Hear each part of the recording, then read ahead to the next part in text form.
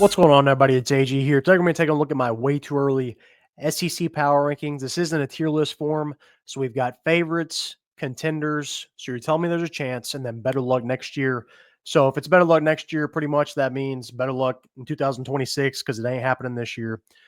So you're telling me there's a chance. Those are the teams I kind of sort of think may have an outsider shot at making the SEC championship. Contenders are the list of contenders. Then the favorites are right now my two favorites to make the SEC championship.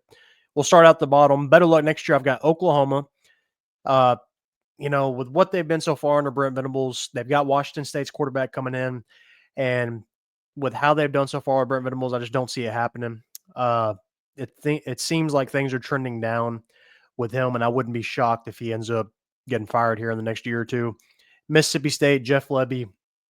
It's tough at Mississippi State. It takes a lot, and they just don't got it right now. They're definitely in the bottom tier of the SEC. Kentucky, as good of a job as Mark Stoops does at Kentucky, they're never probably going to win the SEC championship. So that's why I've got them in better luck next year right now. Arkansas, same thing. They've had spurts under Sam Pittman, but they're never probably going to win the SEC championship unless it just takes a miracle run. So that's why they're down here. And then last but not least here, Missouri. Eli Drinkwitz done a really good job at Missouri, but if they were going to do it, they were going to do it with Brady Cook and Luther Burden. Those guys are gone now, so Missouri is about to take a step back. They had to capitalize on that the last couple of years, and they never really did. So you're telling me there's a chance? We'll start out Ole Miss. They lose a ton of pieces, in particular Jackson Dart. They've got a good transfer portal class coming in, but Lane Kiffin, if not last year, when is it going to happen? You had Jackson Dart, You had a stacked defense. You even had Quinshon Judkins a couple years ago, but still they couldn't make the playoff. So if it's not happening then, when is it going to happen? Alabama. So I'm a little skeptical on how Alabama is going to be this year. Kalen DeBoer coming over from Washington. And prior to his first year at Alabama, has done a really good job as a head coach. Now, Jalen Milroe, as talented as a quarterback as he was, him and Kalen DeBoer's offenses really didn't mesh with this scheme. So I'll be curious to see once he gets his dudes in there, once he gets Nick Saban's guys out of there, how he kind of turns over Alabama. Auburn, they're a lot closer to better luck next year than everybody else in this category, but Hugh Freeze, I kind of thought they might, hit a little growth spurt last year. It really didn't happen. I don't have them near as high as a lot of people. I've seen them in some people's like top 10s and stuff. They're not anywhere close to my top 25. But Auburn, there's kind of, I don't know. I feel like if Hugh Freeze is ever going to get it done, it's probably going to happen this year, but I'm pretty skeptical on them. Vanderbilt, they've got a lot coming back. Had a really good season here. They've got Diego Pavia back at quarterback. Kind of caused some chaos here in the SEC this year, and things are trending up for them. So they could be kind of a sleeper there. I don't know if they'll quite make the SEC championship, but definitely could see them reaching like 8-9 wins. A&M, they finished the season strong. They were 1 win away from a win over Texas at making the SEC championship this year in Mike Elko's first year. Now they finally got the quarterback situation handled. Marcel Reed's the quarterback now. They got Wyman out the window. So we'll see. Mike Elko did a really good job at Duke, and I think he'll get A&M as a consistent top 25 team probably. All right, contender status. So these are teams I think have a legitimate shot at making the SEC championship. First off, Tennessee, Josh Heupel, arguably, a top 5 coach in the country, I would say. He's done a really good job of getting Tennessee back. They've got Nico back, fresh off a playoff appearance. They lost to Ohio State. We'll see if they can run him back.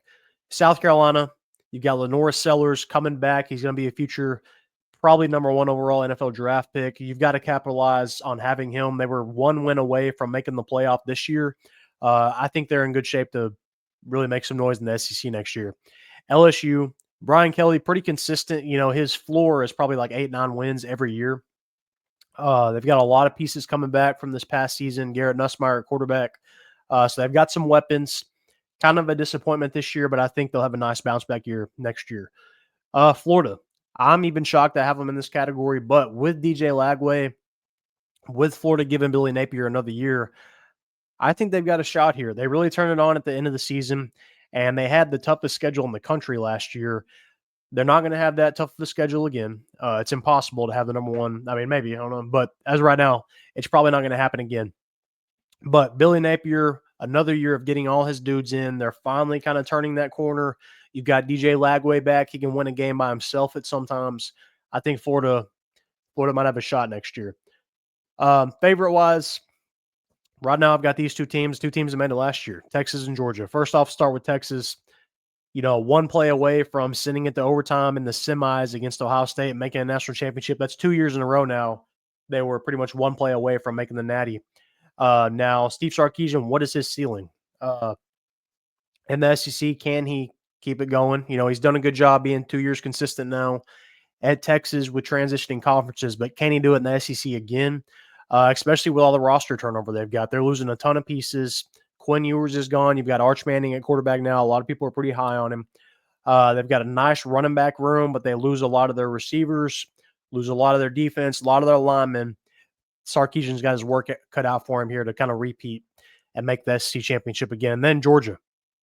Georgia, super consistent. Kirby Smart's the number one coach in the country for a reason because of that consistency. Now, this year they kind of lack some skill position pieces that I thought they normally have. Like even in the playoff when they got Gunnar Stockton in for Carson Beck, I thought he did a pretty good job, but when he threw the ball, the dudes couldn't catch the ball. Georgia receivers couldn't catch. They couldn't get any run game going. Georgia's going to have to retool some stuff, really stock up on those skill position rooms, I think, to overcome kind of the issues they had this year. But as right now, this is my way too early SEC power rankings. Now, it's obviously subject to change depending on who ends up transferring in or out, what injuries happen, all that good stuff. But as right now, this is what I got. How would your SEC power rankings look? Let me know down in the comment section. Make sure to like this video and subscribe.